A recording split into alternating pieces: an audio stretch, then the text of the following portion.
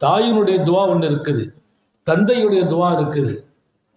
தாயினுடைய துவா பிள்ளைங்களுக்கு, தந்தையினுடைய துவா அல்லாஹ் இடத்தில் அஸ்ரவுல் இஜாபா, மிக சீக்கிரமாக பிள்ளைகள் விஷயத்தில் துவா கேட்டால் மிக சீக்கிரமாக அல்லாஹ் ஏற்றுக்கொள்ளும் துஆ துஆவுல் தாயின் துவான்னாங்க. தகப்பனார் துவா செய்கிறார், தாயும் துவா செய்கிறார். தாயினுடைய துஆவுக்கு முதல் பவர் யாரு? அல்லாஹ்வே கொடுக்கிறார். இதை நான் ஆண்களை குறைத்தெல்லாம் பேசல, அல்லாஹ்வும் ரசூலும் உங்களை வைத்து பார்க்கிற இடம். ரொம்ப நன்றி கடன் பட்டவர்கள் பெண்கள்.